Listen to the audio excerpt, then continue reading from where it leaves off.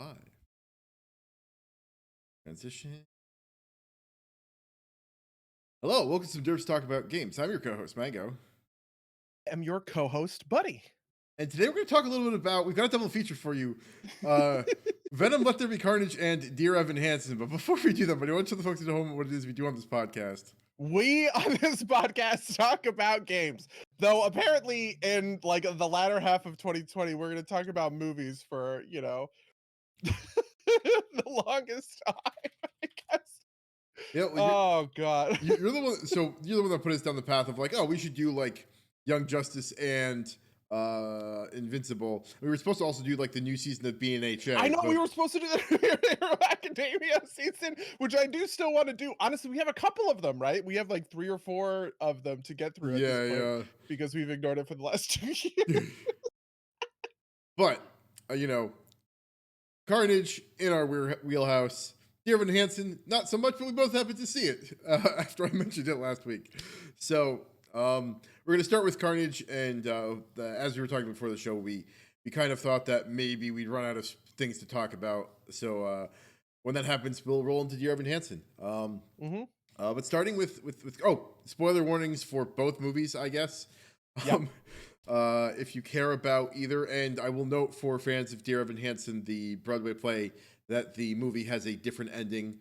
So if you're worried about being spoiled about that, I guess just skip this whole episode because I can't tell you when in the back half we're going to be done with Dear Evan Hansen. So, so spoilers for Carnage. Also spoilers, I guess, for the first Venom, probably. But I feel like these movies are like eminently not spoilable in a lot of ways, like the Venom movies. Yeah, I mean, there's nothing to spoil in Venom. Basically, the trailers gave it all away. I was really surprised how much of the movie itself was in just the raw trailers.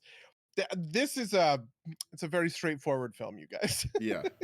Yeah, no, like for the trailer moment, oh, it's a red one. It's like all the basically the end of the movie, right? Like, which is, almost everything from the trailer is from the very end of the movie. Yeah. So yeah, the only thing I think was missing from the trailer was I guess we gave you a spoiler warning, was Shriek. Like she, and even then she's there, you just don't quite understand her like relationship to everything, and kind of the construction of the story when it comes to Shriek and I guess Cletus. We can say that, right? That's not a spoiler because it's part of the premise of the movie, right? That Cletus Cassidy, who will become Carnage, is in like this is revealed in the first scene, right? This is revealed in the post-credit scene of the last movie.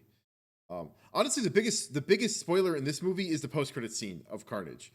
So that's true. Actually, I almost missed that post-credit scene because I went to go see Venom at 9 and Dear Evan Hansen was at 10:40, and I was like, is there a post-credit scene? If there is, I might have to skip it or whatever, but it was like a midway credit scene. Right. So I did catch it and we can talk about it. But yeah. All right. So let's start with Carnage and start at the very beginning of Carnage, I guess. Or do you have like thoughts? I guess we're technically past the spoiler my top line takeaway from Carnage, I don't really think Carnage is worth it. I think normally we like include a recommendation. Carnage is trying to recommend somebody like bubble gum when they ask you for like a restaurant recommendation. It's like this is not a meal, right? I like chewing bubble gum. I'm happy to chew bubble gum, right? But it just kind of doesn't fill the correct need that a movie would more traditionally film. To be fair, I had a pretty good time. It was fun, but it was just the most empty of all empty calories, and all things considered, probably wasn't worth my $20, right? If I were to go back in time, I didn't have a podcast or whatever, I would recommend myself to just skip this one. It is eminently skippable. Even if it's not the worst way to spend 2 hours. I think I broadly agree with that sentiment. The thing that popped into my mind was like it felt almost like Ant-Man and the Wasp did to Ant-Man. Like I really liked Ant-Man famously, right? I thought Ant-Man and the Wasp was trying to like recapture like the Paul Rudd bottled lightning. I think Venom was a lot more fun than I expected it to be. And I feel like Carnage was trying to rebottle that lightning and, kind of missed. Although I think it did a better job of it than Ant-Man and the Wasp did for its movie. I just also think Yeah, that, I like, think yeah, I actually do think in a weird way that's not a that recommendation is don't go see this movie. But I don't actually think the movie itself is bad. It's just kind of nothing, right? yeah, Like it's just kind of hollow and yeah, empty and sort of like not worth money, right? But I think there's a version of things where let's say Venom Let There Be Carnage went straight to video on a streaming service I already have, like go straight to Amazon, straight to Netflix. I would actually recommend people watch it in that sense because then, when you're not spending 20 bucks on it and all this stuff, right? Like it kind of changes the calculus a little bit there. Um yeah. No, like, and for comparison, right? Like, I have unlimited Regal for yeah. my stuff, and, like, I felt fine about that. Maybe I wouldn't have paid the extra $2 to see it in RPX. I'd see it in, like, the standard theater or whatever. Yeah, But, like, so that's actually fair. If you have like I have the AMC one of that, right? Where you get movies per month or whatever, 3 movies per month with AMC. So in a certain sense I didn't pay for it. And if you have a situation like that, I actually probably kind of recommend Venom Let There Be Carnage. Actually, I want to clarify by the way. It is not 2 hours. It is it's a 90 minutes, which is was a revelation to me. I was like, "Oh, it's ending. The movie is ending. There's no more like faffing about in the middle. This is amazing. I'm so yeah, excited." a very tight movie, right? Like, Yeah, like 97 minutes, right? Just like straight to the end. yeah, no, it was, so yeah, that's, don't spend money on it, but, if you've got the time and, like, a way to see it without spending a lot of money, Mhm.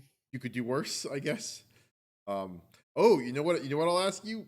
If gun to your head, you had to choose Carnage or Dear Evan Hansen, which would you see? Carnage in his 1,000 years. Or Dear Evan Hansen is a bad movie. I think oof. is Okay. bad. It's just it's a Okay. bad film. I disagree. I people who listened last week would say that I disagreed. I thought it was fine. Um, I I don't know which one I'd choose. Um, maybe just because, like, I don't know. I like the music at least in Dear Evan Hansen, and this one's just, like, so empty, right? Like, I don't know. Yeah, there are a lot of things I would rather spend. Honestly, I'd rather, you know, grind Corthia dailies, right? Like I would rather, right? Like I don't know. I would rather do a lot of stuff Overwatch Carnage, but it's the perfect kind of thing. And this never happens anymore, but it used to happen all the time where it was like it's Saturday, all of my friends are busy, they're out of town, so, whatever. I'm just kind of lying on the couch.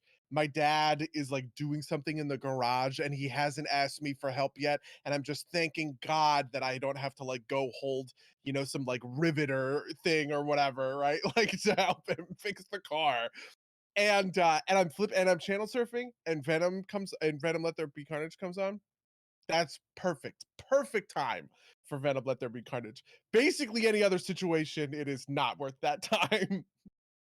Okay. You know what? I think that's fair enough. I'm on board with that description.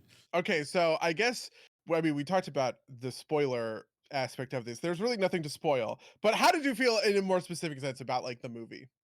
Um, I honestly, like, it was like so nothing. Like, I don't know. I remember being surprised by Venom, like the original, and enjoying it from that kind of perspective. But, like, I felt like the humor didn't really hit me as well, right? Like the weird buddy cop thing, just kind of like, eh, like, and Mhm. the story was tight, fast, and, like, made, like, too too simple for, like, there to be, like, any plot holes or anything, right? Like, um, you know, part of me wishes that, like, it felt a little bit more organic like the first one did, but, like, that's about it, right? Like, I don't even The first one, I think the first one is kind of like it's almost like The Room in a way, right? Like it is an accident, right? It's right, this alchemical creation. You couldn't make this thing. And they're trying to recreate the alchemical accident in a lab right. and it's just not really it's just not really working. Yeah, I guess there's one way to prevent plot holes. Craft a story that's basically a straight line. Yep. It was really, I mean, there are no twists, there are no turns. You know exactly how this movie is going to end basically right from the beginning. The only thing that was a real twist is that Venom and Eddie Brock break up in the middle of the second act. It just kind of are apart for a while. Is that And a twist though?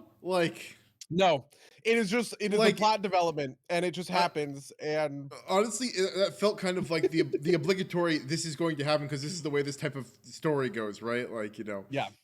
Yeah, I mean, I do have some problems with this. Like, so okay, so for instance, one of the things about Carnage, we're gonna go to the tried and true, right? My understanding of the comics, right? One of the things about Carnage in the comics and Cletus Cassidy in the comics is that the reason Carnage is able to be a tentacle monster than Venom is because Cletus, as a serial killer who is a sociopathic disregard for human life, is more in tune with the ravenous symbiote that he is attached to. And so, because they are more in tune with one another, they are able to kind of access that greater depth of power, essentially, by doing the true tentacle, shit, essentially. That's completely absent from the movie. In And in fact, fact, the directly movie goes opposite. Yeah. yeah, the movie goes the opposite way. That Eddie and Venom are a true pair, right? Who have that sort of like yin and yang or whatever, and Carnage and Cletus are in dissonance with one another, which, there's like a fanboy part of me that wants to be mad about that, but I just frankly can't fucking care. I Yeah. just don't give a fuck. Does The Cletus? movie itself actually kind of pulls this off, to be honest, just because we have already set up that the Venom version of the symbiote is a huge fucking loser who is really bad at, being a symbiote. So it would make sense that Carnage, as a normie symbiote, would be more powerful than Venom. And I think that that's kind of just enough. I didn't really need any more justification than that. Does Cletus Cassidy fall in love with Shriek in the comics? Do you know? I have no see. I have no idea about any of that stuff. There's a lot of weird continuity to Venom. They like Venom and Carnage have a weird symbiote kid together called Toxin, which I actually really love Toxin. And I'm pretty sure. Hold on, I actually now need to look this up. I'm There's pretty sure that might be what be going on with Mulligan.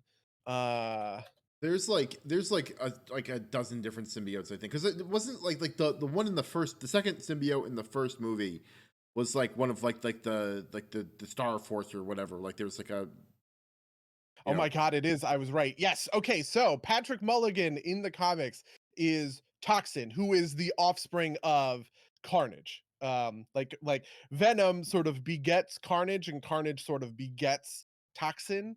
And apparently he bonds to Patrick Mulligan. I remember reading, I who is actually Patrick read Mulligan? Is like this name is supposed to recognize? Patrick Mulligan is the police officer Oh, okay. from the movie. Yeah. I remember because there is actually a comic book series called Venom versus Carnage that I actually kind of liked quite a lot at the time. Just because like it was just a fun fucking romp to see them fight. And the end of that comic book series is the creation of Toxin, who has a different, honestly, Toxin kind of exists in the same way that Venom exists in the movies, because Venom in the comics is more of a true villain. I mean, he thinks of himself as a hero, but he is like, he's that, I guess, the lethal protector thing. He pretty quickly kills guys. He kills guys all the time, right? Um, Carnage is just obviously a straight villain. There's obviously nothing heroic about Carnage. But Toxin, the interesting relationship with Toxin is that he's bonded to a police officer, and that the police officer himself is like trying his best to kind of like hold in and use Toxin for the good stuff. So yeah, Is that why his eyes go blue at the end of the movie? Is that like supposed to be a nod towards it Toxin? must be. It must be that. Yeah. Okay. Um. But any of the other stuff with any of the other stuff with Shriek, I have no idea about that, to be honest. Yeah, I mean, like, I don't know. I also don't quite get what they were trying to do with because like Cassidy is like, it's like I don't know how sympathetic he's supposed to be, right? Because Mhm. like they do that whole like animated bit, which was like neat, right? Like I thought that was a cool thing to do, is like have this, animated, like almost Don't Starve like style Hmm. animation of him like killing his mom and grandmother, um and like, you know he's not a psychopath, right? Like, he clearly is actually in love with Shriek, right? Like, I don't, at least my understanding of the definition of that, right? Like I don't know. It was interesting. It made him vaguely sympathetic, and like, like you could see from a mile away that, the character that can shout against the character that is weak to noise, right? Like that's obviously coming out at some point, right? Like,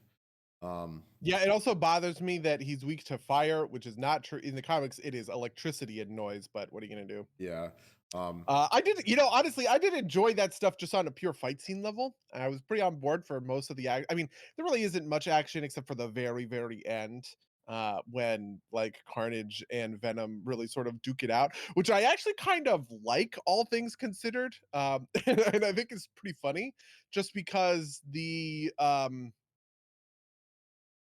you know, it doesn't fuck around. It doesn't hold back. It understands that this is just like a big blow up fireworks display, and it kind of saves most of the budget for that, which I enjoy. And it kind of prevents this problem that like some of the Marvel movies have had, where their most interesting bits are earlier in the movies, right? This happened with Shang-Chi, right? I think that bus fight scene was the best part, and it's all kind of downhill from there.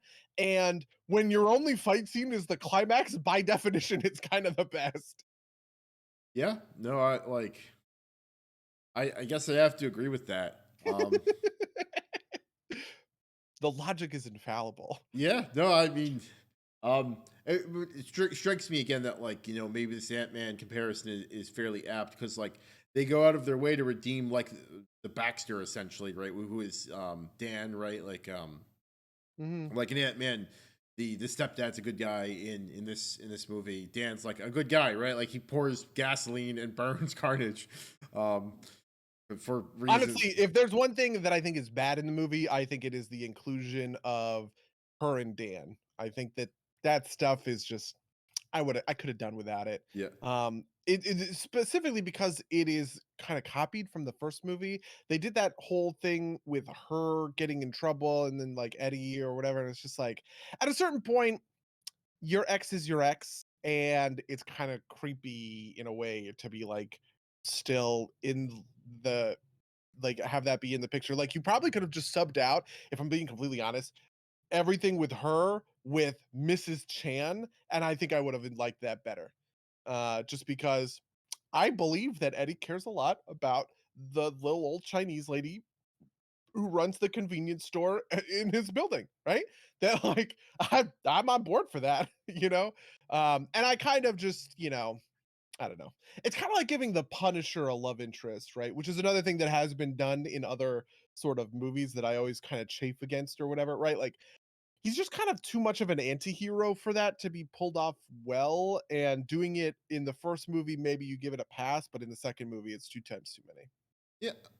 I don't know how much I agree with. Like, I think that like, but for like a couple of lines, I think it's fine, right? Like, just because like, she enters the movie telling him that she's marrying somebody else, and like, he's clearly dealing with the Venom thing, right? So like it doesn't feel like that's him like pushing up against it. There's a couple lines where he's like, I'm still in love with you or whatever, which I don't think.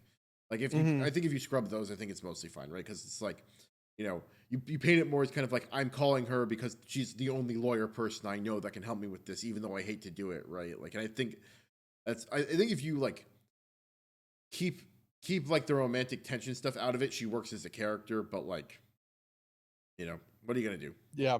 What are you Um, gonna do? I don't know. I don't have any more complete thoughts than that. Andy Serkis did a pretty okay job directing this one. That's another thing. This is directed by Andy Serkis, which you might expect better. There's a lot of prestige involved in Andy Serkis, especially when it comes to mocap stuff or whatever. But I think he just kind of did fine. And I liked the direction of this movie better than I liked the direction of the first Venom.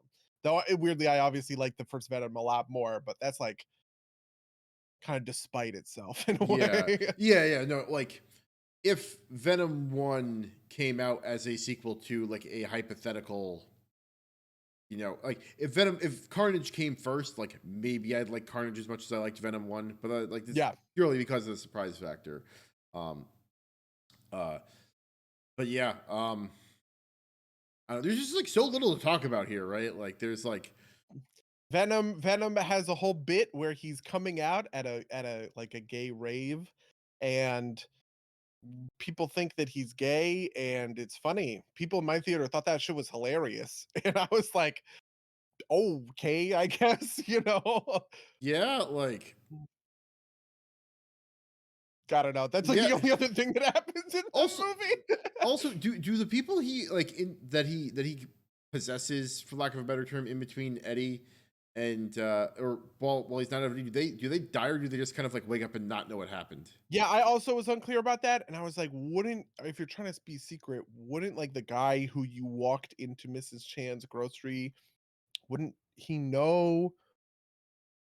I don't know. That part was pretty unclear to me. I also liked how Carnage could weirdly become like connected to a computer or whatever. And I remember thinking at the time, I was like, man, if I cared about this movie more, this would be a plot hole that bugs me. But whatever. Well, Like, yeah. So like that thing, like it's like they don't bother to try and explain. So I'm like, whatever.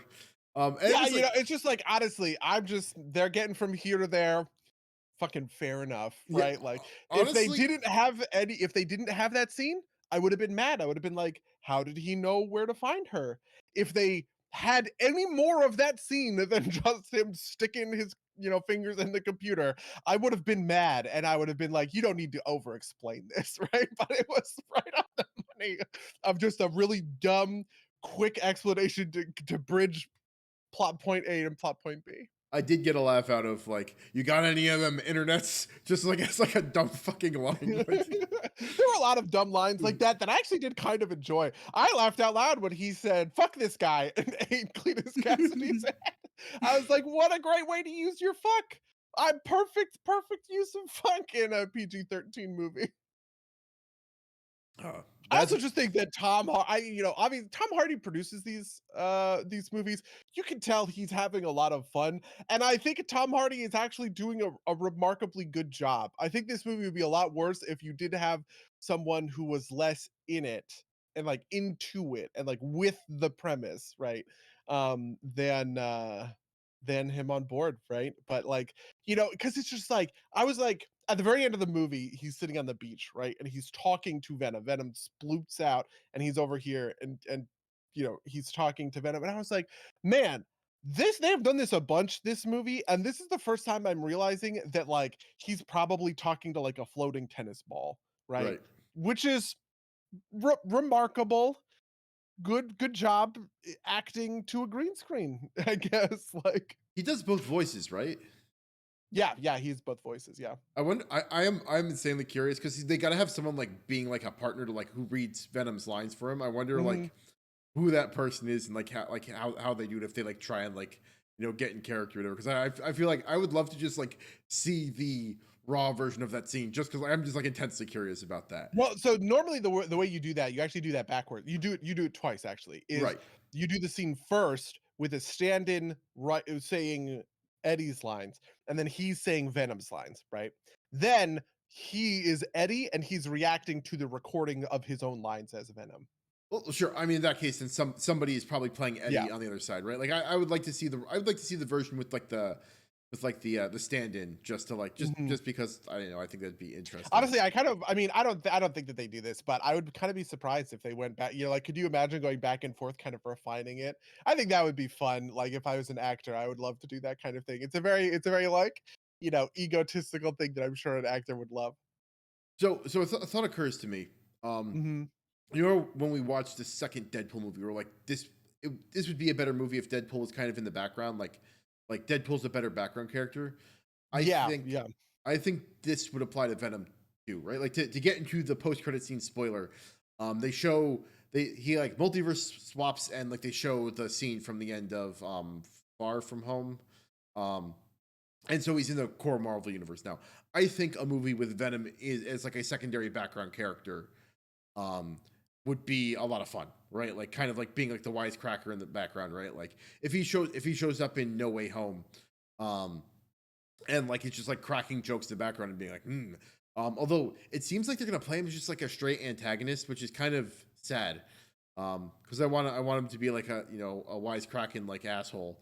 Um, Venom and Spider-Man have teamed up just as much as they have fought. So I wouldn't be surprised if maybe they are. I mean, the version of Venom in the movies is pretty straight heroic, right? All things considered. right. So I wouldn't be surprised if he kind of gets on board and is part of the fight against Doc Ock. I kind of have a feeling. I mean, I sort of so my kind of overall take, to be honest, is I kind of resent this move just because I'm more and more sort of frustrated with the like ravenous Disney Marvel machine at this point. Like it just feels like everything is getting subsumed into that, and I kind of hate it and have a certain amount of contempt for it. And it sort of bothers me that Venom is this thing that I have enjoyed, and I have enjoyed because it is so free of this, right? Like something that actively sucked about Ant-Man and the Wasp, even though Ant-Man and the Wasp, I agree with you, is very similar to Venom. Like Let There Be Carnage, is that it had all this extra, Marvel Cinematic Universe baggage, right? And that baggage kind of tanks the experience in a way because it has to fit a certain mold and include a certain subset of shit. And I kind of think that Venom Let There Be Carnage is a little freer because of that. I like it more because it doesn't have that stuff. And it isn't dragging down this overall huge cinematic universe project, right? With its existence in the way that kind of Ant-Man and the Wasp sort of felt like it did. And the sort of speculation engine isn't to the forefront, right? Like, this isn't something where I'm going to be going and reading the slash film articles like, oh, what does it mean that Venom Let There Be Carnage mentioned this like stupid detail. I just sort of hate all that stuff at this point. And so it does sort of weirdly bother me that it is getting, brought more fully into the Marvel Cinematic Universe for however temporarily it is going to do so, I guess. Yeah, so my counterpoint to that is I think the multiverse stuff, and I need to go back and watch Loki now just because I think it'll probably be relevant. Is the multiverse stuff will let them, I think, do more kind of these like separated. Like you don't have to be as worried about tying into the universe as cleanly because you can be like, oh, it's in a multiverse, right? Like Yeah. Hmm. like I'm sure that's going to be a consequence. Is they're going to like figure out ways to like connect the movies however they want and not have to worry about it so much. I'm sure Kevin Feige has like a master playbook somewhere with all that stuff in it still, but like when the space is larger, you don't have to like I mentioned in Shang-Chi, right? Like I would have loved to have an Ant-Man cameo in that movie, right? But like you can expand that if the space isn't as big, you don't have to worry about those types of things. You don't have to worry about someone like me being like, why wasn't Ant-Man in the San Francisco movie, right? Yeah. Like, Hmm. um, so maybe ironically it'll be better from that perspective. But I understand your frustration. Part of me also thinks that like because the Marvel machine is so big, no one else is going to try it because everybody else who has it just like fall on their faces. Apologies to the DCC or whatever Listen, DCUC. I don't know what you're talking about. Aquaman was $1 billion movie, baby. That shit was tight, right? um, but We're actually probably gonna get news about that soon because they have it's like the DC fandom right, is an event that's coming up, and I'm pretty sure it's because the next Aquaman movie is Aquaman: The Lost Kingdom, which is, by the way, is hype for its own reasons. But I will be interested to see as basically the only other cinematic universe like at bat. Even I think I kind of feel like Disney had two plays. One was Marvel, the other was Star Wars, and Star Wars because the sequel trilogy sucked as a unit, right? The sequel trilogy sucked, has kind of abandoned that one. So the only successful version of that is Marvel. They couldn't even, replicate its success in-house with the Star Wars, with all the Star Wars projects they're doing. So yeah. I mean, the only other thing I can think of is like uh, James Bond, I guess, but that's like its own oh creature. god. James Bond is the worst of them. Spectre. I mean, did you see Spectre? Did we talk about Spectre? No, I have seen like a total of like 3 James Bond movies, and that's like of all of them. So, um, you know, there are Yeah, I mean, the thing about James Bond is James Bond movies tend to follow in kind of the footsteps. Uh, uh oh Jesus Bless you. Christ! I'm sorry about that. They tend to follow in the footsteps of other films that are like successful, right? So Casino Royale was was a lot like The Bourne Identity, which was huge at the time, right? Or actually, that's not true. Casino Royale was actually a lot like Batman Begins, right? But like, whatever the one before Casino Royale was, like that one was sort of like The Bourne Identity. And then, Skyfall was like The Dark Knight. And then Spectre was like the Avengers, right? It was like the Marvel Cinematic Universe. And the thing that sucked about Spectre is it did all of this retroactive continuity where it's saying like, oh, all of this stuff is canon, and I'm just like, boo, this is bad. James Bond wants to be episodic. Let him be episodic, please. Fuck. Um, so, whatever. I mean, No Time to Die is coming out pretty soon. And I have heard good things actually so far because I think people are doing press previews right now. I just realized that I forgot about the other cinematic universe that, of course, we have to pay respect to, which is the Fast and Furious universe. Yeah, that's actually true. The Fast and Furious cinematic universe is another cinematic universe with tie-ins that is beautiful in its own way, and we have yet to do a series on, but we will soon, I'm sure. Yeah, a series with with a movie that has for the longest time been untitled female-led movie, which I was explaining to Rachel last night. How in Fast and Furious. Oh my God. everything all right? Is there an Is that earthquake? thunder? There's thunder in Los Angeles right now. That's crazy. I have not had thunder. I don't know that I've ever heard thunder in Los Angeles. Anyway, in Fast and Furious 5, Venom uses its fuck to say fuck this guy, which I liked a lot, but I still think that the very best fuck ever in PG-13 movies is Dwayne The Rock Johnson in Fast 5, where he walks into a Brazilian airport and is an FBI agent in Brazil for some reason. Doesn't make sense. Go with it. I think he might be a CIA agent, actually. And he's given all these orders, and then the Brazilian authorities come up and they're like, what should we do? And he turns to them and he goes, stay the fuck out of my way. And the thing that makes that so great is that Dwayne The Rock Johnson has gotten a family friendly reputation over the years, right? He is now much more winking and nudging at the screen, but at the time he was not a big movie star, right? Like this was one of his first big roles that made him like a big movie star. And so I just love that it's him saying fuck, that it's him saying fuck to the government, like that he is the villain of the Fast and the Furious movies, but then also in the very next movie, he is then going to be fighting an international terrorist, and he's going to go, who can possibly help me take down this international terrorist? I know. The Fast and Furious gang, like a bunch of track racers from Los Angeles, right? Like that robbed a bank in Rio. They're the only people that can save the world, right? Like, Yeah, it's like in God, what a Armageddon, where like the only people who can save the world. It's easier to train or yeah, train yeah. royal heroes to be astronauts. Have you seen the thing? Have you seen the thing where Ben Affleck talks about talking to Michael Bay, and he's like, why are they sending astronauts? And Michael Bay's like, it's a real plan, Ben. And Ben is like, it's a real plan to spend oil drillers to a meteor? And he's like, you know what? Shut your mouth, Ben. Shut the fuck up. I just always loved. Oh, what a perfect interaction. Okay, I guess we've talked about Or Venom for as real, long as anyone can ever talk about that movie. real, Let's real, talk real, about real Dear Evan quick, Hansen. real Okay, quick sure. before we move to Dear Evan Hansen, because this is Okay. vaguely relevant to movies in general.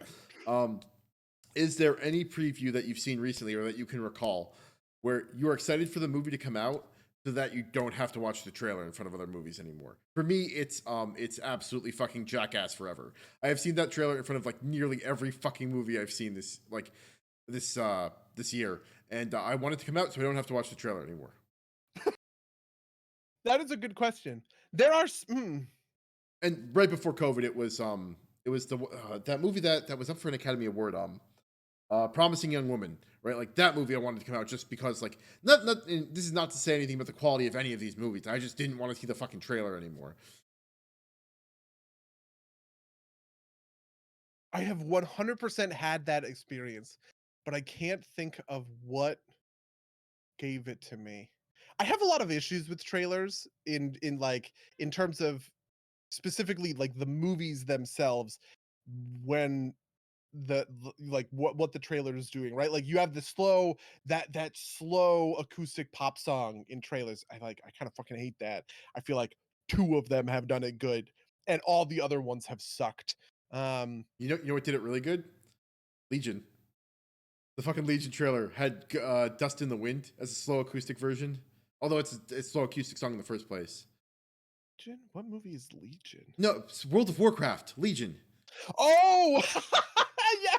Oh my God, you're right. Actually, that's true. I was like, what the? I never saw a movie called fucking Legion. You know what actually else did? I did like when Zack Snyder does it, I like them because Of like course, he did that you fucking did. with yeah, I mean fucking of course, but he did it with Hallelujah with Justice League, which I liked quite a lot. Um, I don't know. Yeah, man, there have been because there are some Wait, fucking you did it annoying with trailers. Justice League? Because that was He, in Watchmen, wasn't it? Like that was part of the movie in Watchmen. It was like the sex yeah, scene. that was the sex scene in Watchmen. Yeah, Yeah. he used the same song. He used the song from the sex scene in one movie as the trailer for another. That's like a very sad. How has people noticed that? That's like a good Twitter take, right? Like that's like a viral tweet waiting to happen. How Zack Snyder is it? Is he uses the sex scene song as a trailer for his movie about a little kid's comic book, a little kid's R-rated comic book where Superman and Batman, like fight Darkseid. Oh my God.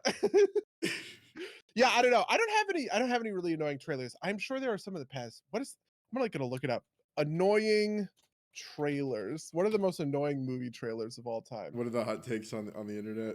Yep. No, I mean, and to be fair, right? Like, I don't think that like a lot of these trailers I didn't think were particularly annoying. It's just seeing them like 6 times was annoying, right? Like, Yeah.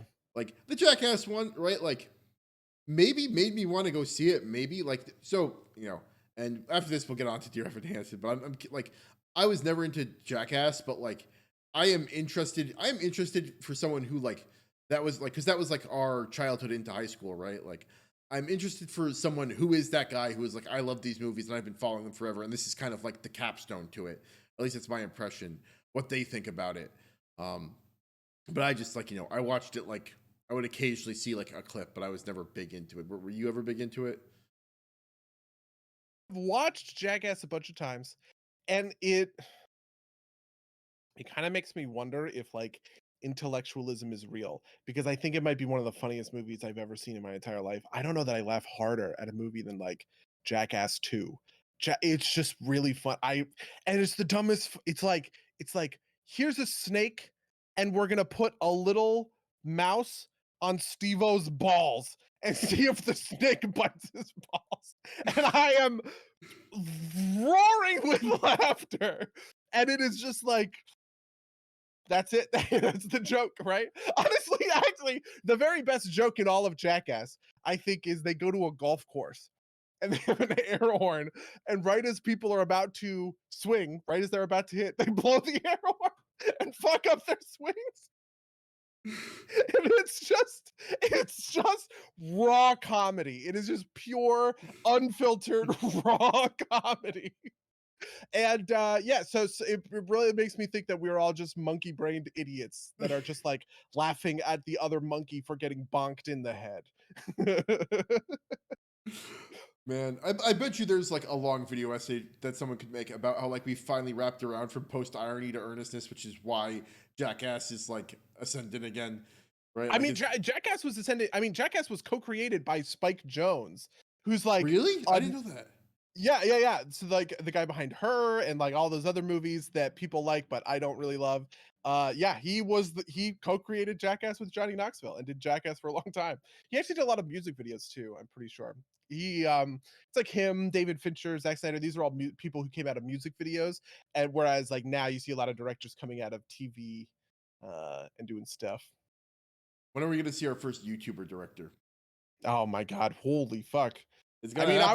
I would watch the Patrick Willems directed blockbuster. His Twitter bio has been, "I'm trying to sell out. Contact me," for like the longest time. All right. Well, let's get on to Dear Evan Hansen. I guess we Okay, feel like let's talk that about enough. Dear Evan Hansen. Do I have to where do you want to start on this one? Okay. Well, I gave my opinion last week. And in brief, I will say that I think it was fine. And I understand why people hate it too, just because like the core conceit is like really fucking fucked, right? Like, it is hard to deal with. Like I said, I was basically having a heart attack for the first half of the movie until the reveal happens, right? Like, um, and I don't know. Like I said, there were lots of crying women in the audience when I went to see it. I know it means a lot to a lot of people. But I thought it was fine. But so to be fair, this is something I'm actually very curious about. Um, Okay. I identify not with Evan Hansen, not in the kind of like I did a big lie thing, but like in the kind of like very awkward, like like freeze up, like my heart is in my throat, like that was me 1000% in high school. Sure. Um, I obviously didn't know you in high school, but ever since all the time I've known you, you've been very confident. So maybe you don't have this experience, but like, Well, so interestingly, I actually do think that Dear Evan Hansen does something really interesting, which is in this story kind of encapsulate a lot. Like that's not an emotion I've ever had an issue with, right? Like I've moved around a lot and that forces you to be outgoing and make friends quickly and kind of, whatever. And also like I never had issues with like girls or whatever, right? Like I was the object of a number of crushes. I had a bunch of girlfriends. I basically have had a lot of girlfriends since I was like 13 years old, right? Like, so like none of that stuff is ever stuff that I'm connecting with, but I do connect a lot with like the money stuff. Like the line that he says where Zoe is talking about how bad it is that she's like, "Oh, you've never had or you've never been rich," rich, and he's like, "You've you've never never been been poor." poor. I was Yeah. like, that is an emotion I really understand, because that was the situation. Like that was a real situation for me when I was growing up, and I had a lot of resentment towards kind of my like un I don't want to call them like entitled or anything like that, but just like unthinking rich friends, right? Who did rich people things that I couldn't keep up with. And I was just like, this fucking sucks. Cause I'm like working my butt off to try and save for college. And you're telling me about how you're so tired and you woke up at 2 p.m. on Saturday. It's like, Jesus Christ, I just went 2 loops on the golf course. I got up at 5 a.m. skateboarding down to the golf course and did 2 rounds to put $200 in the bank, right? And you're gonna like, complain about your mom asking you to like, that kind of stuff always used to like drive me nuts, right? So I actually think that Dear Evan Hansen has this kind of cross section, right? Where even if you don't necessarily hit on the anxiety portion of it, there probably is something for everyone in there, right? One of the feelings that I had in the movie, or one of the things that I connected with in the movie that was just like completely weird and out of left field was the moment where Zoe is talking, and I hate this because I feel like it itself was undercutted. Zoe herself was she was talking about how shitty her brother was.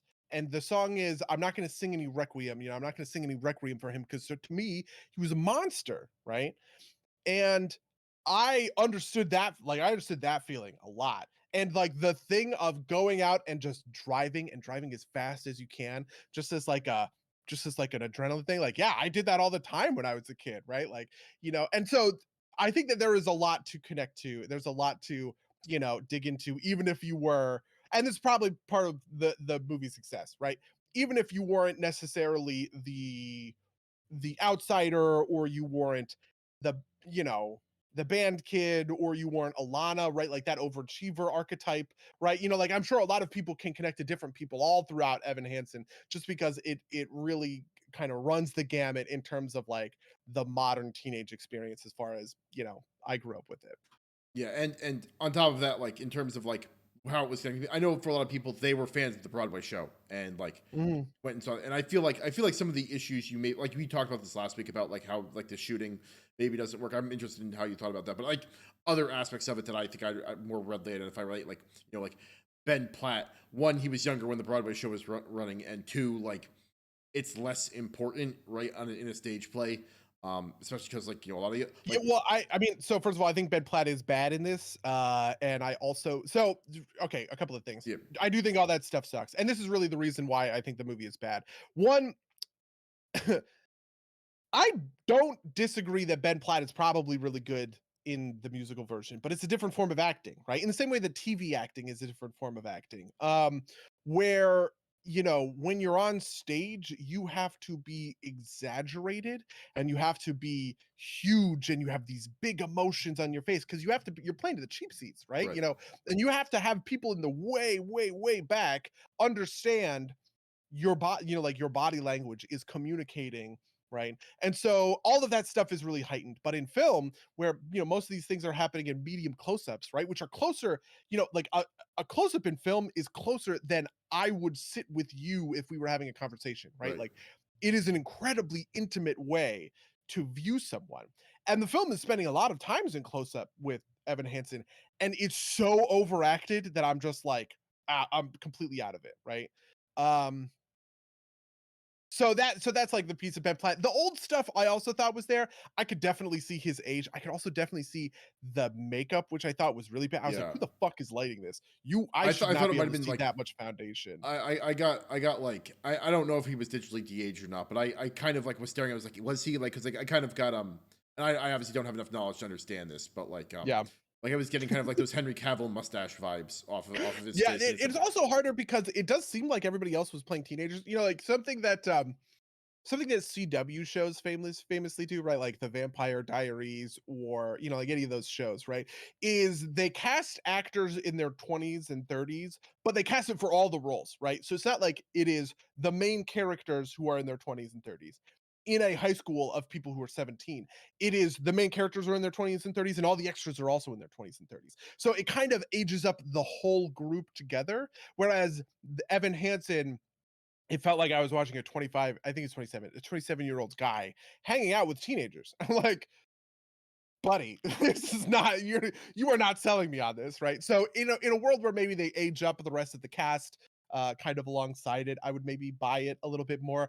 I also thought the directing sucked, mostly because it was boring. There was one song that was good, which was um the Sincerely Me, I think it was, where they're writing the fake Mm. emails as if Connor is kind of dancing through the school, right? This is something I've talked about a gazillion times. You have to embrace the heightened reality when it comes to a musical. This is why Rocket Man was so successful as a musical biopic, right? Because it embraced the theatricality not only of Elton John's life, but also just of the format of a musical, right? Where there are moments that are character drama, and then the background sort of fades away, and you're on a set and you're on a stage, and there are extras and they're dancing with you or whatever. This musical had a lot of people doing the musical dancing with everyone else acting normally, or doing the musical in close-ups as if they were having a conversation, which I also thought sucked and I kind of hated them, you know. Oh, see, Uh I thought that was interesting. Like the kind of like diegesis, non-diegesis part of it. I thought was at least fascinating. And this is part of I think why I bounced off of kind of like the overacting things is like at least to me like because it was a musical, I was willing to let a lot of that slide. Um, I don't know. And I'm not saying it was the best movie I've ever seen. I wouldn't say that by a long shot. But like yeah. I feel like this is something that maybe like disappointed me a little bit about what was that one that was up for an Academy Award with Ryan Gosling maybe La La Land. yeah, La La Land, right? Like that felt more like a normal movie that was trying to be musical rather than like a musical moving into the movie space. And part of this is like I was kind of like some of my earliest memories were like the classic musicals um Music Music Man. Man, right? Yeah, We yeah, we always talk about, yeah. yeah. I reference Music Man constantly, and no one understands what I'm talking about except for like you and Nick. I know I have that same experience. For me, it's like My Fair Lady, right? Singing in the Rain, right? Like those ones. I actually haven't seen like the traditional Music Man, though I obviously know, you know, Yeah, I mean, and like Trouble is the one everybody knows from that one, right? yeah, yeah, and Nick knows because Nick was like in the Music Man in high school, right? Like as a play. So like but like I don't know why that movie stuck with me, but yes, no, like because of those movies, I which were also kind of an older style that like were less subtle, maybe is the right way to put it. I Mhm. think like I kind of like enjoyed that. Like this felt more like those movies to me, which I don't know, maybe that's nostalgia more than like good critical thinking, but I don't know. I enjoyed. I guess I definitely get that. Yeah, like honestly, I think people are dunking on this one probably a little too hard. To me, the failures are just really mundane. This is just right, like somebody doesn't have a great sense of how to bring a Broadway musical to film and makes a bunch of dumb amateur mistakes along those sorts of lines. Like, you know, I don't know. Singing the songs and singing the songs with that much diegesis, I think, was a big mistake.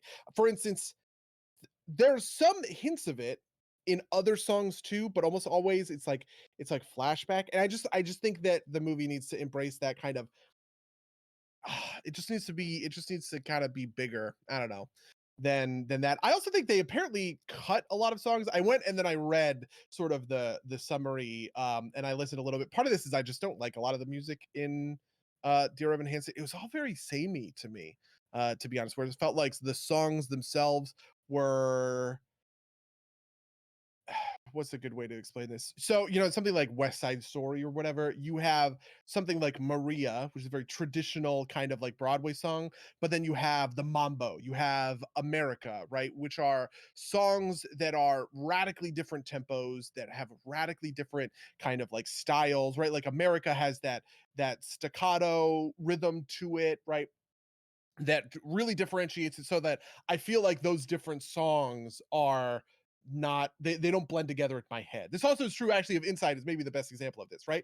Because Problematic is aping that 80s workout song upbeat mix, whereas like, you know, uh Welcome to something the Internet like is like a Disney villain song. yeah, Welcome to the Internet is a Disney villain like vaudeville sort of song, right? Or, like I feel like shit is like a peppy, right, TikTok upbeat song or whatever, right? Like those all kind of fit in these different genres and they have different musical constructions that can help me differentiate them in my head. I just really have a hard time differentiating most of the songs except for Sincerely Me in Evan Hansen from one another. They all basically kind of hit the same note of like, I don't know, just weird, sad whisper singing that Ben Platt does. And I know Ben Platt, like I said, Ben Platt is in one of my top pick movies. He's in Pitch Perfect, Mango, right? Like I Right. think he's a very good singer. But boy, it just feels like he attacks every single one of those songs in the exact same way. And I could not tell you the difference between most of them. Even the songs that he doesn't sing are attacked in the same way, right? Alana's song that, whatever the anonymous ones, right? The Requiem song, all of these are kind of are coming at it from the exact same sort of angle. And that just like kind of killed the music for me. But anyway, my understanding is that the Broadway musical has more, first of all, it has more songs. And second of all, it has more songs that are like kind of directly critical of Evan that are sort of missing. Like the musical's take on Evan is that he is legitimately shitty and this is a tragedy, right? Like he has sort of backed himself into a corner and assumed and kind of gone a little mad with power or whatever, and then he suffers this comeuppance. The movie dampens that a little bit. It changes Alana's character so that she's the one who creates the Connor project, and Evan is kind of he goes along with it because he wants the fame or whatever. But whereas in the musical he starts the Connor project and then quickly abandons it when he gets the goal of Connor's sister Zoe and he starts dating Zoe and then he's being a dick to his friends Alana and Jared. And in the musical there's a song called Good for You that's apparently a banger and is everyone's favorite song where manifestations in Evan's conscience of Isn't Zoe good and Jared. good for you? I believe is a song that his mom sings because he's apparently also like much more directly shitty to his mom, and that's more of a conflict, which is the other half Oh, of yep. the yeah.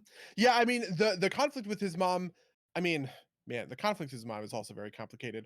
But part of this is this is maybe the sort of subsection, the cross section of the teenager life that I understood in theory, but not really in practice. Like my dad was never around because we lived in a commuter town, right? And from seven in the morning to 7 at night, he's gone. I come home from school and I have to figure my own shit out, and you know, I'm working a job or whatever. But to me, I actually kind of liked that. I had a lot of independence. I got to hang out with my friends all the time. All of their parents were also gone. We did dumb, stupid shit all the time. It was a lot of fun. So like, I don't have that same sort of like, oh, my mom is never around, and here's here's another family that I can go like latch onto, and they're more of a family than you, mom. It's like No, dude, like I wanted to like go make out with my girlfriend with no parents around. Who are you kidding? I'm not looking for parents. I wanted to be a free high schooler sort of thing. But anyway, so like there's that kind of stuff. Um, I also just think that Julianne Moore was kind of weirdly cast in this. She wasn't great. She's a little boring. Amy Adams was also not super well cast in this. She was also a little boring, but I think I'm harboring a little bit of a grudge from what was that other movie that we talked about? The JD Vance one? Hillbilly Elegy. Hillbilly Elegy, yeah. Yeah, Because because I I never felt like watched her that. character okay, her character in this is kind of a little like her character in that, which I think I just like, like, it kinda bothered me on a I don't know, on a more basic level. But yeah, Good For You is sung from the mom, is sung from Alana, who he is more truly friends with. My understanding in the musical is that he, Jared, and Alana are like kind of a little trio of friends where Evan is not truly friendless and alone. Um, and Jared, they're like manifestations of his mind, and they're like berating him for taking advantage of the suicide of a guy he doesn't know. Like, wow, Jesus fucking Christ. So yeah. Yeah, no, I mean that's the other thing too, right? It's like it's just like a tough thing to like really balance. Although I am curious, like, because apparently in the show he doesn't reveal that he doesn't Yeah. reveal the truth, right? In Like, the show, he tells the Murphys the truth, right? But the Murphys keep his secret. Whereas in the movie, he does what I think is I think it changes the ending, right? He is no longer a tragic figure. Where in the end of the show, he does the true reaching out to Connor that everyone else failed to do, which is the thing where he uncovers this video and there's a new song added where Connor is talking, as Connor sings today or whatever. Which I thought was a fairly nice moment, but it's like giving it's boy, this movie really lets Evan off the hook in a way I think it's pretty bad. yeah, I mean, I mean, he loses Zoe, I guess, so that's like painful enough. But even then, they're not even really like together for that long. I like I don't know. yeah, I mean, I think it's just like it's it's a tough thing to balance because like it almost feels almost weirdly more real, right? Because like let's assume that like everything plays out like roughly in the same way, like because like none of it felt unrealistic, other than like maybe a couple things going viral, right? Like, um, I and love that he's a milkshake duck. And yeah, that this movie predates Milkshake Duck actually by two or I'm sorry, the screen the the show show, on Broadway predates Milkshake Ducks by like 2 years. But I burst out laughing in the thing where and it's a collage of Connor's face. First of all, what the fuck was that choice? Like directorially or whatever. But second of all, I bust out laughing and I immediately texted Rachel and I said, "It's Milkshake Duck the musical." yeah, no, I mean, I think the social media stuff was kind of cringe, but I always like I don't think anybody's done it well yet, except for like Inside, I guess maybe, and that's not even directly about it. It's like a kind of like Yeah, a it's not even yeah, like, it's wider than social yeah, media. I yeah, mean, maybe, white woman's Instagram yeah. is about social media in particular. That's probably the best thing that I've ever seen that, like, has actually kind of tackled social media Yeah, probably. and like, but like it's also not like it's not like a plot element, right? Like it's like Mhm. observational comedy, Oh, right? wait, no, I'm lying. American Vandal really nails social media. Have you Okay, seen that? yeah, I've seen the I've first talked season. yeah, the 1st season of American Vandal, and also the 2nd season. That show was so good. Yeah. Okay. Yeah, I'll give you that. I don't know. I just think a lot of the social media stuff is kind of cringe, right? It's Yep. like it's The way that things effortlessly go viral on in shows and in movies like this, I think is the part that makes it so cringe, right? Like as if this is a I don't know, like a relatable experience, right? That like yeah, we've all had viral TikToks. Come on, guys. Like that is a mildly common trope in TV and movies that just isn't true and feels unrealistic and I don't believe it. Like I don't buy it. yeah. No, and I don't know, but just to unwind it back to my point, right? Like they show like the counter project doing like real good, right? Like they show Evan Hansen like he is a force for like on net like if we're going to like do our fucking calculus our utilitarian calculus and add it up, the positives outweigh the negatives, right? Like um but it's and I don't like and this might be a little spicy, but like I wonder like if this is like kind of like a cancel culture adjacent thing, right? Because like what do you do to him, right? Like make him like miserable for the rest of his life, right? Like Yeah. he does what he can to atone, and like it's not like he doesn't have college money. He still has to like work to do it, right? Like he just gets to go on with his life, which is on balance not like the worst thing in the world, right? Like Yeah, I mean, honestly, maybe one of the funniest moments in the movie is someone, I think his mom says, she's like, this doesn't matter, right? Like you'll grow up. And I remember hearing that did you ever hear that in high school?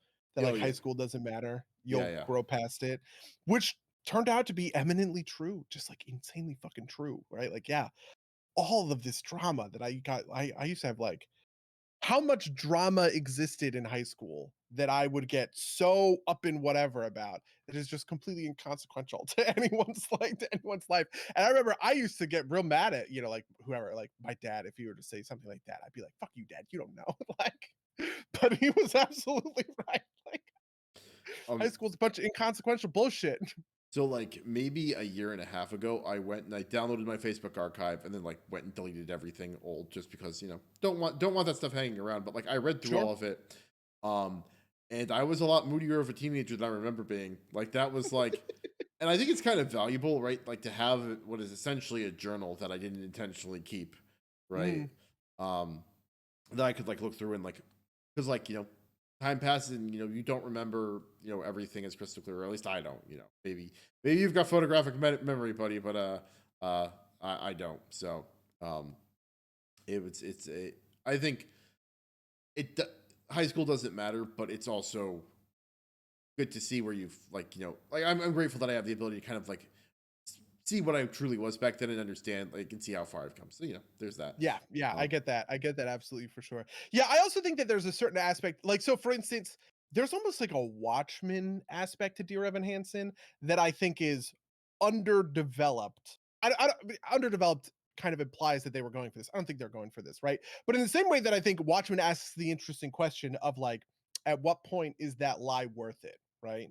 You know, the lie of there's an alien squid or whatever, and it's going to defuse nuclear war between the Soviet Union and the United States, right? Like the consequentialist argument to that is absolutely yes, the lie is important, and that's kind of where Watchmen, we've argued about this, right? It's ambiguous, right? yeah, Um, but like Watchmen has real teeth when it comes to that. It is asking a real question. And the question has real consequences. Like Rorschach is killed, literally killed, blown up by Dr. Manhattan because he doesn't believe, he is unwilling to entertain that consequentialist mindset. And I think there's a piece of that in Dear Evan Hansen, right? Like, but it doesn't care enough about any of that to sell me on it, right? Like I think there's actually kind of a different version of this, and maybe the stage play is that version, right?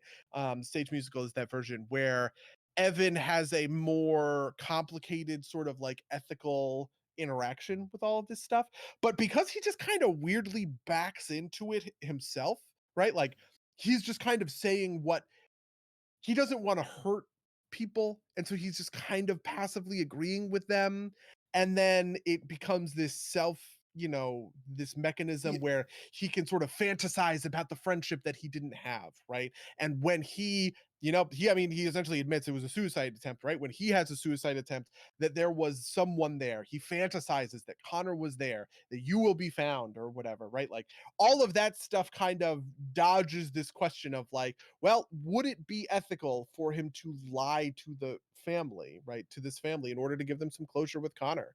Um, which you could make a real argument for, yeah, but it just sort of doesn't. It doesn't yeah. really deal with any of that at all. Yeah, no, it's more interesting kind of like the like you know he's exploiting the suicide of Connor, but like the things he's talking about are real. It's not like any of the pain he described or any of like the things that the Yeah. Connor project is working to solve aren't real things, right? Like it's not Mhm. like that's not a fraud. It just like is built on. It's like it's also built on a real tragedy, right? Like like the orchard makes sense, right? Like, um, it's just not.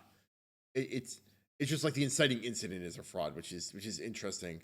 And Yeah. like And I think it's more interested in the drama of it all, Yeah. right? Like, it is the core sort of like tragic question that has to be resolved by the end of whatever, right? And it's like, what the fuck else is the resolution going to be?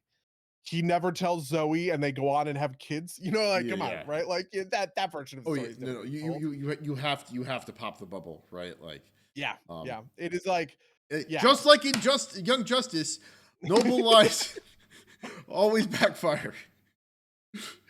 Wait, what's the noble line in Justice? There's like 7 of them. There's the Oh, yeah, yeah, yeah. Yeah, with Jefferson. Yeah, this is actually a really great example. In Young Justice season, I for some reason I was thinking Young Justice season 1. In Young Justice season 3, they do it justice, right? Where Batman and everyone, they tell this noble lie and they all agree that it was wrong, and they appoint the one person who saw through it and called it out for what it was, Jefferson, as chairman of the Justice League. Good job, Young Justice. Way to bring it it back. happens more than that times, right? Like Aqualad being a fake traitor is played as Yeah. like a bad thing, right? Like Oh, that's also true. Yeah. um I'm sure that there's a couple more times when it happens too, just because like I picked up on it as being a big recurring theme, which is, if you remember, why I'm calling that Wally's coming back, because like they lied about her like visiting him in heaven or whatever, right? Like Yeah, that's true. That's true. um but yes, that is, but like yeah, you can't have this movie end with no one knowing the truth other than Evan Hansen, right? Like, I mean, I Yeah. guess maybe you could like the only way you could end it is like with him killing himself, right? Like that's the only way. Like, and you wouldn't do that, right? Like that was, Someone pitched it. I saw someone pitch it as a dark comedy where you find out that Evan murdered Connor in order to gain this fame, which I was like, that would actually be awesome. That would be the craziest. That's like Sweeney Todd shit. Fuck yeah, I'm on board for that. Like the version of the story where he kills a kid in order to get the fame. yeah. I That mean, would be but nuts. you couldn't have that be a reveal, right? Like you'd have to have that be part of the setup, right? Like That's true. in order for it That's to be a true. black comedy, it'd have to be part of the setup, right? And like honestly, like there's like I that was a real question that I had that like kind of still bothers me a little bit, is like how much is he just directly responsible for Connor killing himself because he misinterpreted the thing he pulled out of the printer. No one. I thought that was going to be a thing. I thought he was first going to lie to the family about that, because specifically they mention in 2 instances where Connor and Evan fight, right? Where Zoe says the last thing I saw is him fight you at your locker, and then Alana says I heard you guys fighting in the library, and I thought that Evan was going to deepen the lie by saying the reason Connor killed himself is because he and I got in a fight, and I was the thing holding him on, or whatever else kind of thing. And so I felt like that was very kind of like unfired Chekhov's gun in a way. Yeah, I Which mean, is maybe just like a small wording thing in the script, but boy, did I think that was coming to pass. yeah, I mean, but I don't think you can do that without making Evan a monster, and I don't think you can like address the fact that like maybe he caused him to kill himself without like totally Yeah, I destroying mean, Evan. I did think that I don't know.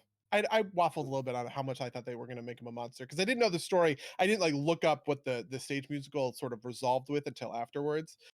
So it was legitimately a surprise, to see Yeah, where kind of like the story ended up after the premise. I mean, I didn't actually know about the him going viral stuff. This is why I was like, I freaked out so much when it was Milkshake Duck the movie, because I thought it was just the premise, like I didn't know that there was any of this stuff about the Connor project, him going viral or whatever, or like and any of that kind of stuff. And I could have seen a version of it where it's almost sort of like Better Call Saul, where he tells the noble lie to that he doesn't care about old people or whatever, in order to uh people, so they're friends with Irene again, where maybe he realizes that he's a piece of shit and he wants to break it off with Zoe, and he wants her to hate him because he feels like a piece of shit, right? And so he tells her that, his fight is the reason that Connor killed himself or whatever else kind of thing. That's sort of where I projected the film to be going, maybe okay. I mean, 45 minutes in. Evan would have to be much more of a bastard in order for that to work, right? Like Yeah. Jimmy is like Better Call Saul is a story of Jimmy turning into a bastard, right? Like and like still having like a heart of gold underneath, right? Whereas like Evan Mhm. Hansen is about a guy who like can't hold it together, right? Like the thing that surprised me the most was like I didn't guess that like the fall from the tree was a suicide attempt. Like that actually really like got me when it happened. I was like, oh, that's fucking crazy, right? Like, and I like clearly Evan's supposed to be a sympathetic character, and you can't do these things to him without like painting him in a different light, right? Like, I think you could go the black comedy route, which would be interesting, but I don't think you can have him be like as much of a mess as he is, or at least like he'd have to be more like kind of like a like a Lex Luthor from the Snyderverse, right? Like, I think you could do that, Sure. have him be that kind of awkward and have it be a black comedy. Um, uh, or you could make him like you could make it like a heavy drama. Like, I don't think it can be a musical if you have it be like that. Like, you explicitly say that letter is what caused Connor to kill himself, because I think that's like too much. I don't know. Yeah, I get that. I also think that there's a certain aspect of kind of when it comes to Evan as this sort of like awkward passive character and how much he is willing to make decisions on his own, right? Like, so for instance, something I could really see that the movie doesn't indulge in at all is how much of Evan's sort of fantasy life he is creating by building the lie out from around himself, right? um where he, like the song "You Will Be Found" is him essentially describing a fantasy that he wish happened to him in his suicide attempt that people found like insightful, but even that itself is a lie because there he wasn't found, right? He talks about laying there for 10 minutes and nobody came to get him, right? And part of the fantasy about the relationship with Connor that he has in the very first song, where they talk about the orchard or whatever else, is that he had this great friend, like this great friend Connor who picks him up. And there's part of the flashback in the song, this fantasy of Connor being there to pick him up when he falls, kind of thing. And I think there might be something there in a deeper or more complex or better written, maybe this is the stage musical. One of the nice things about musicals is they're longer, right? Like musicals can go 3 hours, 4 hours, right? Whereas, this was long. This was maybe like 2.5 hours. This was long, right? But it still felt like it didn't get everything in there. Um, Yeah, so no, I mean, yeah. I don't know. Maybe it wasn't clear enough, but I thought that was like, I think it was supposed to be that, like, the purpose of the Connor project is to like keep people from ever hitting that point, right? Like, I don't know. No, no, no, sure. But what I mean is like is internally to Evan himself, right? Like he is describing in an outward sense the fantasies that he is living, but that doesn't really enter into his calculus at all, right? And it's not like this is like this could have easily been a Great Gatsby story where he fantasizes about something so much that he is now sort of indulging in a delusional world where he can have the thing that he can't have because he's so willing to lie, not just to everyone else, but also to himself, right? Um, and I think that's yeah, that's kind of subtext to it, right? But it's not really text. It's not really part of his real character. You don't Yeah, really see him grappling with this like delusion, and he always seems sort of in control of the delusion itself and kind of where it's going and what it's, I don't know, yeah, no, what it's no. up His to. character is definitely supposed to be much more like, he kind of got caught in this lie. Like, he was too passive and he got caught in the lie, and he is unwilling to go through the awkwardness to break it. Yep. Until he absolutely has to, right? Like, that was the one thing that's shown to me as being the absolute weakest is I don't understand why that letter made his parents seem like why that caused like the backlash against his parents, right? Like, Yep. I um, also did not get that plot point. That felt unsupported to me, but um, I also think a lot of that stuff was, I don't know. that was kind of like it needed to happen because the plot, like the plot needed to happen. Like, I don't know, I just feel like that particular moment like didn't work. Also like there's some like they kind of try. It feels like they're trying to reform the dad through the movie, right? And like also there's not a super clear exploration of like if Connor was actually a bastard or not, right? Like, If there's anything that I was disappointed by, it was that aspect of it. I think something that I was really interested in with Requiem was how much Zoe was like. She was like, Connor he was a piece of shit, right? And I thought the movie was gonna just be meaner about it, right? Like they sort of do deify Connor a little bit, and then that never really comes home to roost as a plot point. When it does, all of the evidence on hand is that he was a piece of shit, right? yeah, I mean, Because everything else about him is a fucking lie. but then the movie ends on a version of Connor that seems to be affirming the version of Connor that was a lie, which I'm just like, I sort of just wish the movie was more honest with, or the musical was more honest with whether I was dealing with someone who is a piece of shit like that, right? Like, Yeah, I mean, I think the hard thing to do there is like, I mean, one in like a very modern context, and two in kind of just like a real context, right? Like how like part of this is that like mental, like if you suffer from like a real mental health problem, like how much of that is your fault, right? Like how much, yeah, and like I feel like that's a very real emotion, right? Like it's like when he was good, he was good. When he was his mother's little boy, he was a good kid, right? But like the monster that came out because of his mental demons like couldn't be handled, right? Like this is I think most clearly gone through the stepfather who like as we come to learn tried to be a good stepfather but just couldn't handle it. And in the beginning he's like he was bad and he wasn't getting better, and maybe this he didn't say it, but like maybe this was like the way that like it had to go, right? Like which is you know a shitty thing, but like a thing that like felt very honest in a lot of ways, right? Like it's just I think it's a tough subject matter to handle, doubly or quadruply so in a fucking musical, right? Like yeah. But part of this is that it's all. I think you could have ripped the music out of this entirely, and it would have been better probably if this was just a straight, coming of age drama. Probably would have been a better movie, because a lot of the music really took away right. from what was going on, and so much of this is like grappling with it's a musical at the same time that you're trying to have, I don't know. It also just seems Well, like you, there you you is, mentioned that "Sincerely Me" was like a good song, right? Like, and I agree, it yeah, was it was, yeah. a, it was a good song, but like when the character Connor comes on screen, my jaw kind of dropped, right? I was like, Ken, is this okay, right? Like, Is this okay? I mean, I think there's a lot that's not okay in a wider context. I actually right, kind of hate You Will Be Found as a musical because in part as a song in particular, because that is framed as sort of the message of the movie. It's this like uplifting, this like uplifting message of like, oh, people, there are people who care about you or whatever. But I just think that's not the reality. That's just not the reality. And in the context of the movie itself, it's also not reality.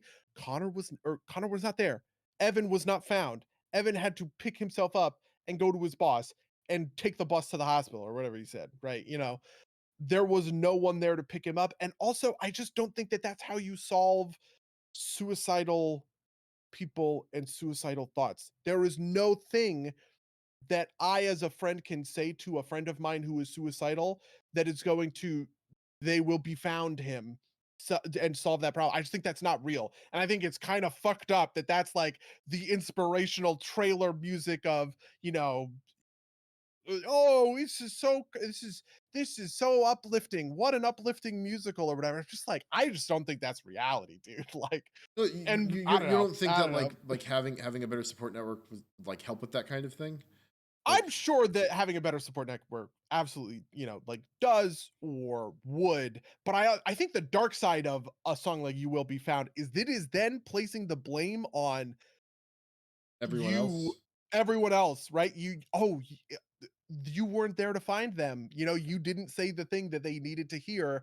That's why it happened. And that's just not how it works. I just like No, okay, that's fair. kind of Yeah. flatly deny that those are the circumstances. So in a vague, oh, we're all dealing with mental illness of some whatever. We're all dealing with our own anxieties and insecurities, and the anonymous ones bit of that I can absolutely get on board with, right? You know, there's the thing that's like, just because you can't tell doesn't mean we don't carry them well or whatever, or doesn't mean they're not heavy. Whatever the bit was, that line I think is very insightful and is very good. And I think You Will Be Found is trying to use that idea, right? It's trying to point to that idea. But because it is framed about specifically suicide, that's the part where I'm just like, no, like I don't think that's how this works, right? So yeah. I don't know if I agree with you 100%, but I see your point. I think the movie has like a real problem trying to like both be real and be idealized and like switching context between them. I think that's Yeah. the kind of more solid grounding for that point. But I see where you're coming. And it's also maybe a marketing thing. It's maybe less in the movie than it is in the marketing, right? Like I've seen the Dear Evan Hansen trailer a couple of times. It's played in front of a couple of movies, right? And it is framed as an uplifting story about the, like the tagline is hashtag you will be found, and it's for the outsider in all of us, right? Which like I understand what they're going for, and I understand how those two things kind of connect, but they also kind of don't. And so really I'm sort of taking issue with that version of the marketing that's kind of playing this sleight of hand with what the song You Will Be Found is about, more so than the song in the context of the movie itself. Okay, I think maybe I buy that.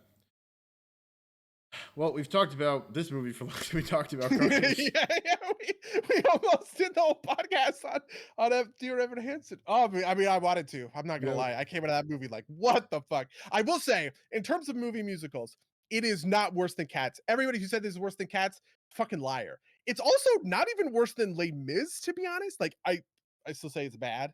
But it is. I don't know. It's just like bad and more mundane. It reminds me a lot of the Phantom of the Opera, actually. Have you ever seen that movie? Which is Not also as bad, movie, but no. have you ever seen the movie? No, not as Yeah, movie. it's bad for very mundane reasons. Gerard Butler is not a good singer.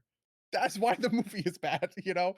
And in the same way that, Ben Platt can't really do this in a movie in the same way that he could on a stage.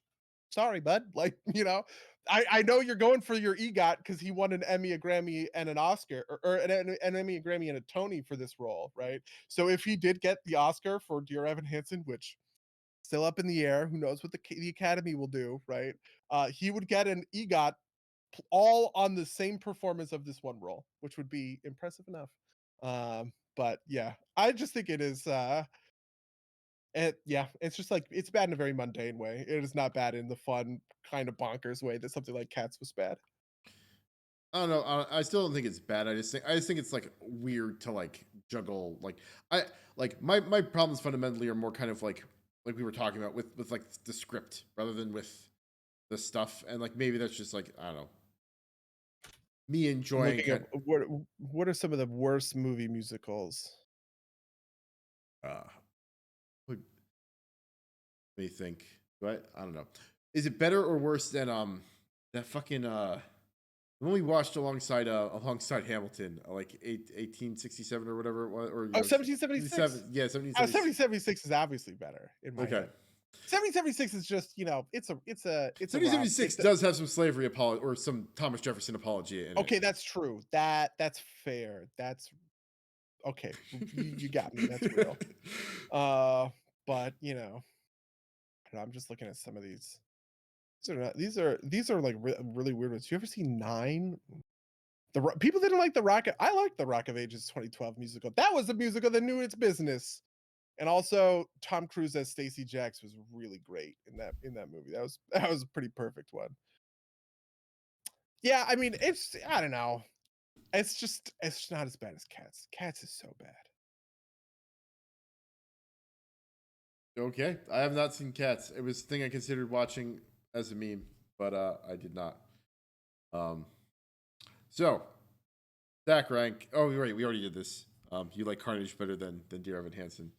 I don't. I'm still undecided on that, just because like there's a part of me that would like I feel like I was at least one. I was definitely emotionally manipulated by Dear Evan Hansen. That's an easy thing to do to me, right? Like to like even if I thought overall there was like some coherence problems, the individual moments could like tug at my heartstrings in a way. Mm-hmm.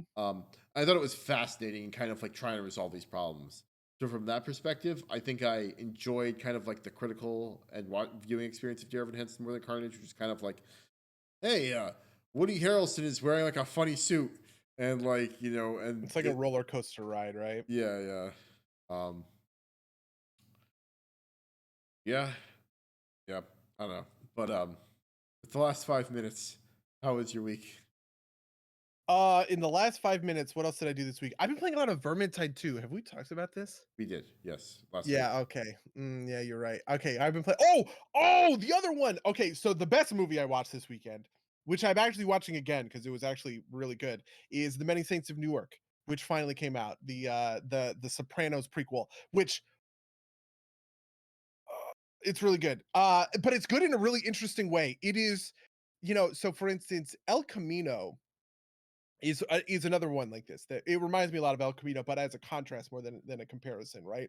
El Camino is tying up loose ends, right? It's this sort of love letter to the series, and it is wrapping up, like a lot of loose ends and kind of putting everything to rest, right? In the same way that maybe I don't know, like the Hobbit movies was, Peter Jackson kind of getting the gang back together and doing a thing, even if you think the Hobbit movies are bad. That's sort of what they are, right?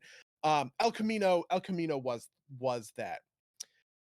The Many Saints of Newark is much more like the Star Wars prequels in the sense that it is not so much about the the individual continuity, and it sets up a pretty radically different state of affairs than the Sopranos TV show itself, even though it's using a lot of these same characters, right? I'm seeing Tony Soprano, I'm seeing Janice Soprano, I'm seeing, Silvio Dante, Paulie Walnuts, right? You see people's dads, right? The main character of the Many Saints of Newark is Dicky Moltisanti, who is Christopher Moltisanti, were like one of the important Sopranos characters, Christopher Moltisanti's dad, who never shows up in the Sopranos show. I won't give any more spoilers than that, right? But the thing that it does that is so incredibly interesting and so incredibly clever is it rhymes. It does the George Lucas it rhymes thing with the story of Dicky Moltisanti rhyming so hard with the story of Tony Soprano. And I think it rhymes so hard that my crazy fan theory is that the rhyming subtext implies a resolution to the famously anticlimax of the Sopranos series. I think The Many Saints of Newark explains what the ending of the Sopranos series is by way of thematic subtext, which is incredibly cool and clever, right? Um and I had a blast. I had a fucking blast. That movie was great. It also has a brilliant framing device that I later found out was only added in reshoots. But holy shit, whoever thought of that idea, what a fucking just like what an amazing guy. Whoever thought of that idea. Apparently, I read an interview where they said that the framing device of the Many Saints of Newark, which again, I won't spoil anything, right? Was only thought up after reshoots because they had the pandemic. They shot half of the movie, then the pandemic shut everything down, and then afterwards, David Chase came back and he said, "I actually wrote a couple extra scenes here," and that became the framing device of the movie itself. And I was like, golden. This is it's so good. What a good idea. So I cannot rant and rave about the Many Saints of Newark enough. Even though it's apparently getting, relatively mixed reviews. I have a feeling mostly because a lot of this stuff is thematic rather than plot driven. It comes to a thematic crescendo and conclusion much more so than it comes to a plot crescendo and conclusion, right? And I think a lot of people would probably say that the ending of the movie is anticlimactic and that it feels more like a TV show. TV shows tend to do that, right? Like they don't ramp in the way that a movie ramps. But I would disagree with that wholeheartedly, just because I think the ramping is all in that thematic subtext. And if that's what you're in for, it is a treat. So there you go. It's my minor review until Mango, I guess, watches all of the Sopranos, and then we do a 6 week, week by week, play by play of the fucking Sopranos I, in I, in I, preparation for the Many Saints of Newark. I assume that when we do that, we're going to do it as like a back half thing, like we were doing with Saul.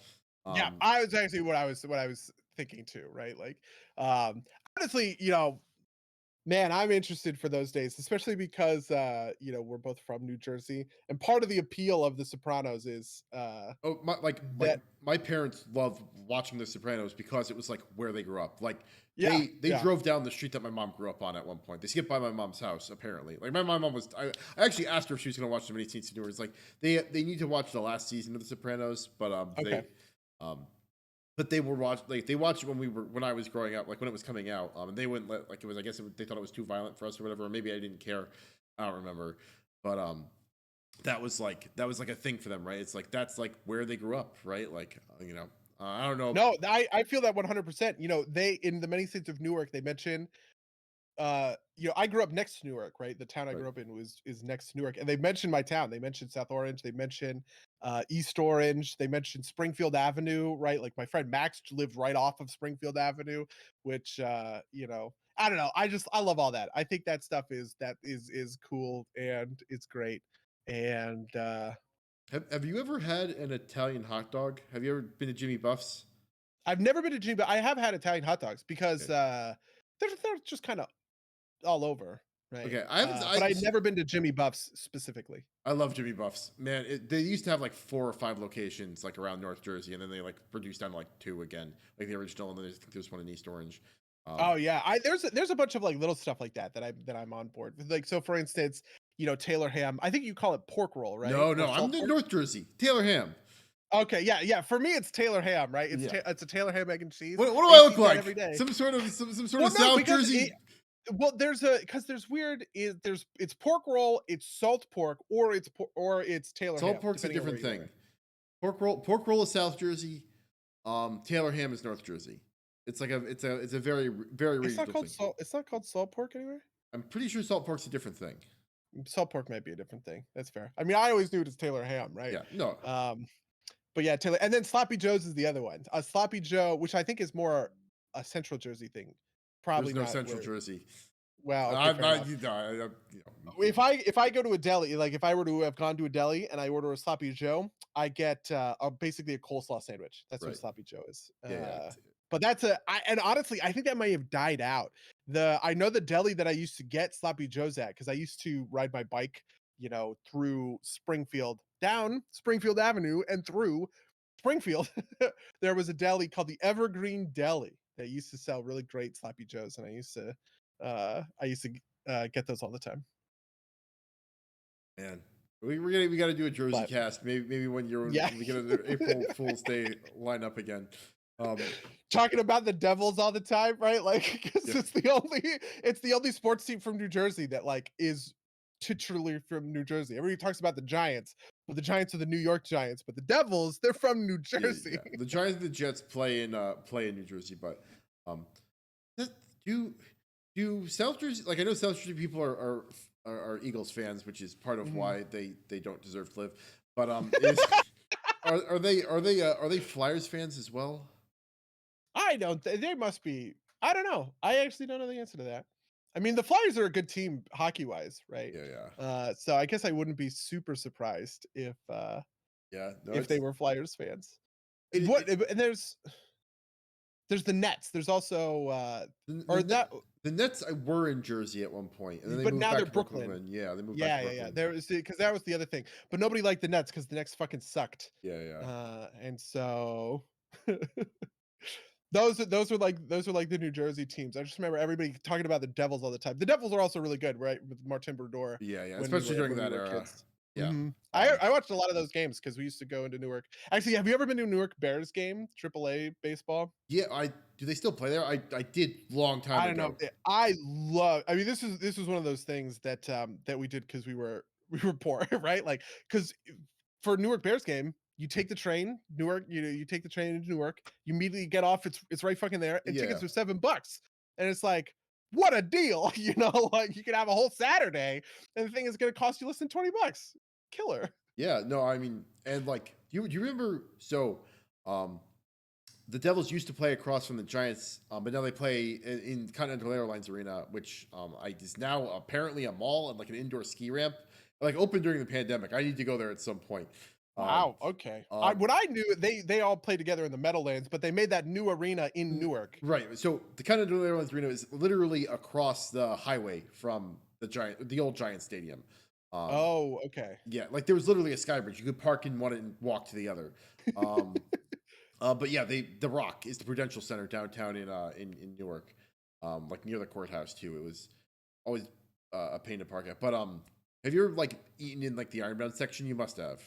Oh Like yeah, we yeah, loved the Ironbound section oh because yeah, that's where I would go. We would get there's like Churrascarias. yeah, the Churrascaria is there, right? That was like my parents live there now, actually. Oh man, Yeah, my dad he sold his house in Maplewood and he now lives in Newark. And that was like our fancy dinner spot. If something happened and we had something to celebrate, we would all go to the Ironbound section. We would go to, there's a place called Iberian Peninsula. I wonder if it's still there. That was our favorite Chudovsky Iberia's video. still there. Yeah, I'm almost positive it's still there.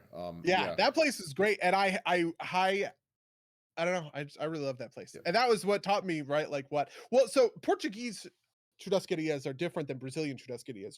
Brazilian ones are very like sauce heavy in a way that Portuguese ones in the Ironbound. Like going to Fogo de Chao is very different than Yeah. going to Have Iberia. you been to like Fernandez? That was my first favorite one.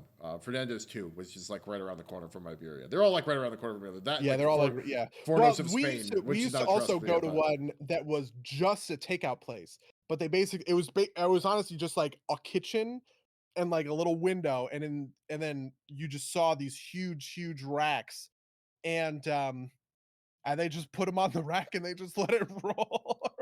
We used to go to those all the time and then pick out, and get a rack of ribs, half rack of ribs, that kind of thing all the time. So yeah. New Jersey. What a place. What a state. What that a neither of us state. live in there. Neither of us live in anymore.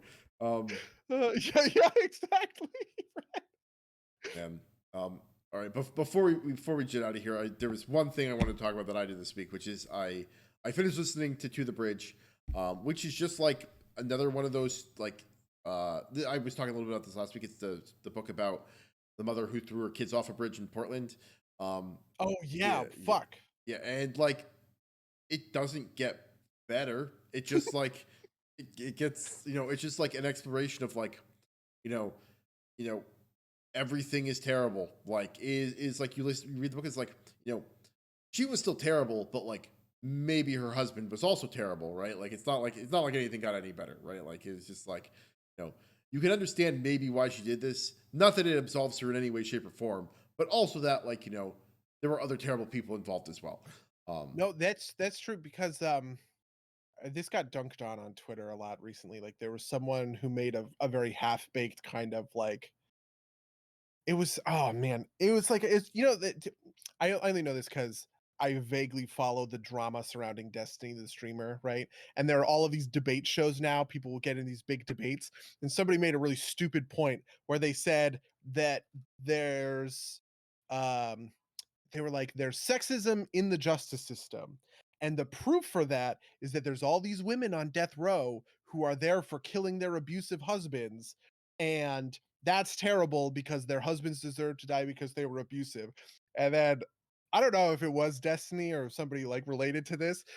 They pulled up the Wikipedia list of all of the women in the United States on death row, and almost all of them are there for killing their kids, for drowning them in bathtubs, that kind of thing. Because I don't know. Apparently, that's a thing. That's There was a while where there's an exploration of that in the book too. It's like the only thing you get put on, like, not to get too political, but it's like the only thing that you will get a woman put on death row. Like it is like, yeah. Well, like, so I read Mindhunter, which is the book behind, or I'm sorry, it's not called Mindhunter. It's called it's called something like that, but it is the book written by the guy who created the behavioral science unit in the FBI, which the show Mindhunter that I talk about all the time on Netflix is based on, right? So I went and I read the actual book itself, and he has a whole thing where he talks about, he's like, you might think it's sexist that all of the serial killers I'm describing and their lives are, these men who are who are brought up in houses where where there is typically really abusive uh female figures, like moms, grandmas, that kind of thing.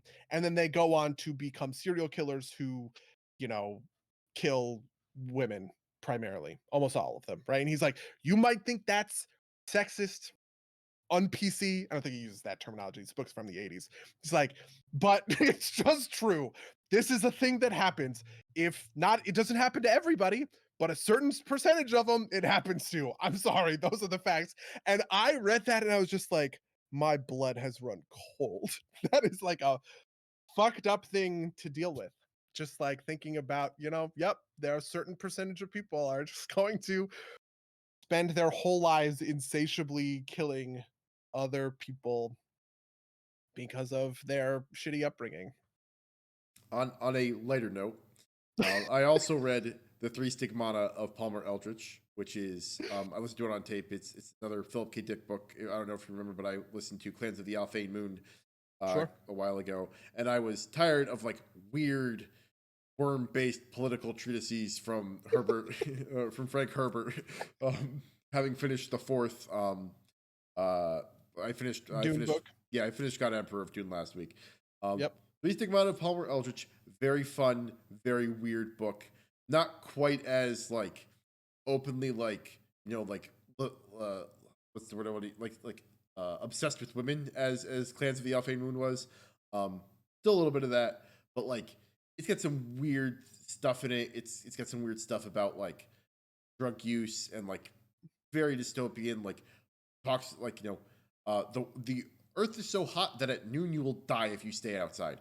And like that's like a thing. And like they're having people colonize other planets because eventually I guess Earth needs to be abandoned. But like everybody still wants to live on Earth, and living on the moon is terrible. And or not on the moon, living on like Mars is terrible. And Mars is like one of the good ones. And the only way that anybody can live with themselves is they do fucking drugs. And they do drugs that like translate you to like they call it translating. They like put you in the body of like it's Perky Pat, and I can't remember the name of the man, but like women translate into the woman and men translate into the men, and like if there's and you can do it together, so there's at least a social aspect to it, but like you like basically transport your mind to like a semi-alternate reality where you're either this strong man or this beautiful woman, and like you do it for like 15 minutes, and that's literally the only reprieve in your shitty fucking life living on Mars.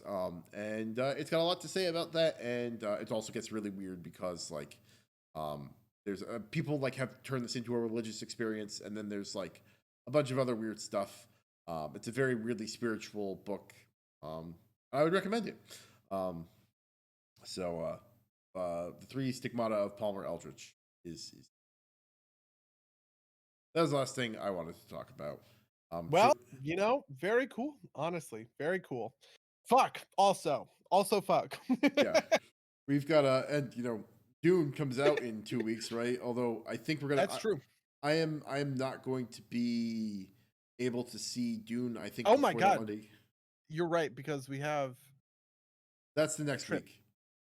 So it comes out the week after that, but I have a different trip after that. Oh, I see. I'm sorry. Okay. Yeah. Gotcha. Yeah. So that though that we might have to rearrange October a little bit. Because we'll figure it out. Yeah. Anyway. Well, if you'd like to email us and tell us about what you think about Carnage, that was the movie we talked about first, or that was the movie we talked about, Carnage, or Dear Evan Hansen, or any of the other things we talked about on this podcast. You email us at cindersplagames@gmail.com or podcast@cindersplagames.com. You can follow us at twitch.tv/cindersplagames where these shows go out live. We've got a Twitter and other stuff, a Patreon.